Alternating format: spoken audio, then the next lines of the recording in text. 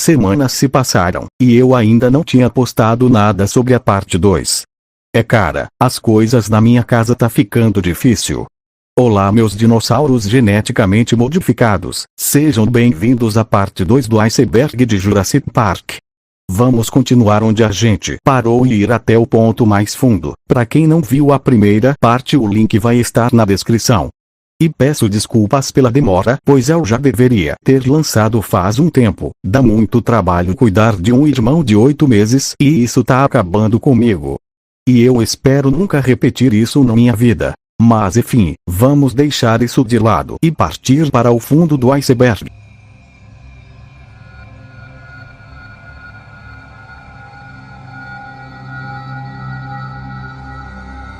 Benjamin Lockwood foi o ex-parceiro de negócios de John Hammond na criação da InGen e na tecnologia para trazer de volta os dinossauros que eventualmente levaram ao Jurassic Park, e depois da morte de sua filha, eles se separaram e cada um seguiu seu rumo. No primeiro livro do Jurassic Park, alguns fãs acharam um outro personagem que contém muitas semelhanças com Benjamin. O nome é Norman Atherton. Ele foi o geneticista-chefe nos anos iniciais da InGen. Ele clonou um elefante anão que John Hammond usou para mostrar aos novos investidores do que a InGen era capaz. Norman morreu de câncer no coração antes que a InGen começasse a clonagem de dinossauros. O aluno de Norman, Henry Wu, tornou-se o novo geneticista-chefe da InGen, e foi ele quem projetou o procedimento para recriar os dinossauros. O arquipélago de Muertes, também conhecido como as 5 Mortes, é uma cadeia de 5 ilhas a 320 km a sudoeste da Costa Rica. Eles são chamados de Isla Matanceros, Isla Muerta, Isla Pena, Isla Sorna e Isla Tacano. O nome vem de um mito nativo americano sobre um bravo guerreiro enfrentando uma execução diferente em cada uma das 5 ilhas: queimado, afogamento, esmagamento, enforcamento e decapitação. A InGen possuía todas as 5 mortes de acordo com o site do BPG, embora a Isla Sorna fosse provavelmente a única ilha povoada com dinossauros além da Isla Nublar em qualquer ponto da franquia. Havia um esqueleto de espinossauro montado na rua principal do Jurassic World. Ele foi destruído pela Rex durante o incidente de 2015. Uma teoria popular entre os fãs é que o esqueleto do espinossauro pertence ao Spino do Jurassic Park 3. No entanto, é improvável porque o fóssil tem pente de nariz que o espinossauro real tinha, mas o do Jurassic Park 3 não tinha o mesmo pente. Parece que o fóssil também é bem menor do que o Spino que vimos. Não sabemos de onde veio esse fóssil. Talvez a InGen tenha fracassado na criação de um novo tipo de espinossauro, mas acabou falecendo antes de seu cercado ficar pronto. E seu fóssil estava exibido no Jurassic World. Isso poderia explicar o porquê tem um holograma do espinossauro no centro de inovação. No entanto, agora está confirmado que o espinossauro de Jurassic Park 3 está morto.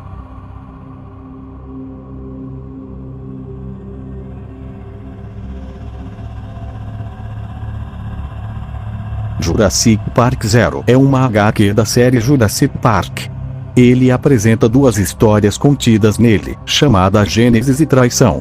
Em Gênesis, vimos John Hammond e Donald Gennaro se encontrando pela primeira vez. Gennaro estava preocupado com o investimento do parque, já que o projeto da construção estava atrasada. Hammond então o leva para o centro de visitantes, onde ele apresenta um vídeo promocional de filmes de monstros dos anos 60, até que Hammond recebe uma ligação de Henry Wu para ir ao laboratório. Chegando lá, eles testemunham juntos com outros cientistas o nascimento da tiranossauro chamada Rex. Gennaro não se interessou com o bebê tiranossauro, mas Hammond falou que algum dia esse animal poderia o surpreender. Em Traição, onde se passa anos depois de Gênesis, vimos Dennis Nedry indo para a Isla Nublar pela primeira vez. Hammond leva Nedry para o cercado do Triceratops, e Nedry acreditava que são animatrônicos, mas John diz a ele que eles são criaturas vivas. Quando ele e Hammond visitam uma instalação da InGen, Nedry pede um pagamento mais alto, alegando que os problemas do parque com rede e programação eram maior do que ele pensava. No entanto, Hammond se recusa a aumentar o salário de Nedry, pelas razões que Nedry teve o quadro completo dos problemas que enfrentaria e que ele acredita que Nedry já está sendo bem pago. Isso irrita Nedry e ele sai furioso da instalação. Mais tarde, Dennis ouve o Dr. Wu ao telefone com Hammond. O diz que precisa de suprimentos no laboratório de embriões para o nascimento de outros dinossauros do parque. Isso deu a Nedry a ideia de criar um plano para roubar os embriões e vendê-los a outra empresa por um valor maior do que o que está ganhando. 2 semanas depois, Nedry descobre como desligar o registro que rastreia suas teclas digitadas para que ele possa passar despercebido ao roubar os embriões. Com isso fora do caminho, Nedry passa a ligar para Louis Dodson para marcar um encontro com ele para negociar um preço para os embriões, definindo o resultado do incidente Isla no.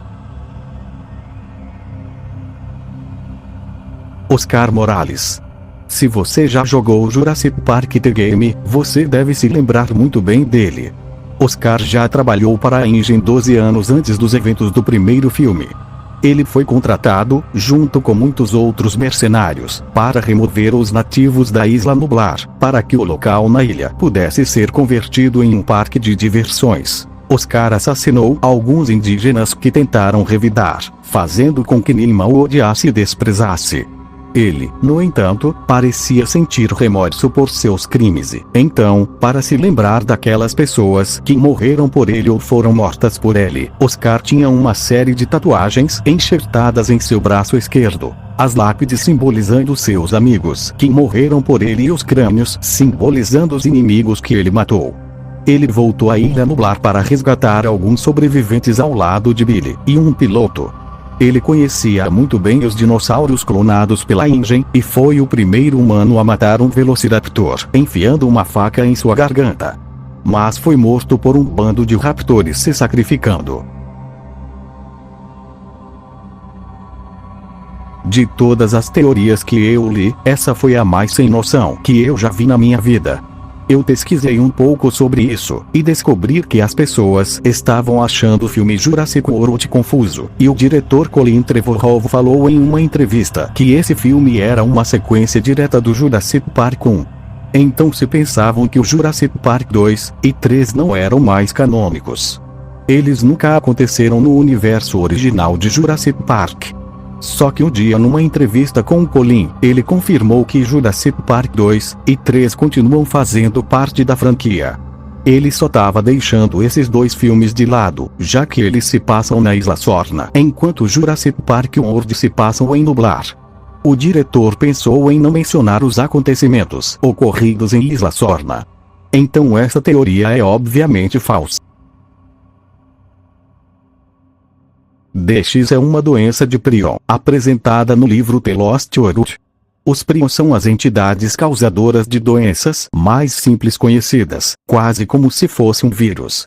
Quem soube dessa doença foi Ian Malcolm. Ele teorizou que os dinossauros na Isla Sorna desenvolveram uma doença de prion chamada DX, desenvolvida de um lote ruim de extrato de proteína de ovelha. Os dinossauros estavam sendo alimentados com leite de cabra. E o problema vinha dos manipuladores, que usavam carne moída de ovelha infectada com prions para alimentar os carnívoros. Os compsognathos eram necrófagos e usados na ilha como manejo de dejetos ao consumir as fezes de outros dinossauros, espalhando a doença em carcaças que infectariam outros dinossauros. Eventualmente, todos os velociraptors foram infectados. Uma única mordida de um carnívoro infectado pode infectar outro dinossauro, o que acabaria levando a ilha inteira a ser infectada com a doença, garantindo a reextinção dos dinossauros. John Hammond secretamente cortou metade do financiamento de sua pesquisa para necessidades urgentes. Vimos depois no Jurassic Park The Game que esse financiamento era para construir o recinto marinho, uma cúpula de vidro em uma caverna subaquática. Foi lá onde abrigava um tilossauro, o primeiro espécime marinho a ser criado. Ele foi cultivado em um tanque de reprodução e colocado na lagoa da instalação, pois havia crescido demais para o tanque. O tilossauro tinha espinhos em linha descendo do pescoço até a parte superior das costas, como representações desatualizadas de mosasauros do final do século XIX. Foi apelidado de Diabo das Profundezas do Jurassic Park e estava programado para a fase 2, 6 meses após a inauguração do parque. A InGen contratou especialistas em comportamento de animais marinhos para estabelecer protocolos de segurança. Durante os acontecimentos do jogo, a doutora Laura Sorkin liberta o tilossauro para preservar a fauna da Isla Nublar, pois ela será bombardeada. Só que ao invés de fugir para o oceano, ele ataca a cúpula onde estava a doutora. Ela cai na piscina do recinto e foi devorada pelo tilossauro. Mais tarde, nossos protagonistas, sem outra escolha, tiveram que nadar com o tilossauro para conseguirem fugir até a doca. Eles conseguem escapar e trancam o tilossauro no recinto. E até hoje não se sabe o que aconteceu com este animal após o incidente de Isla Nublar em 1993. Finalmente terminei a parte 2. E aí, o que acharam? Vários dias de espera valeram a pena. Eu queria agradecer a todos que chegaram até aqui, e se você chegou, meus parabéns. Eu te entreti e espero que tenha gostado.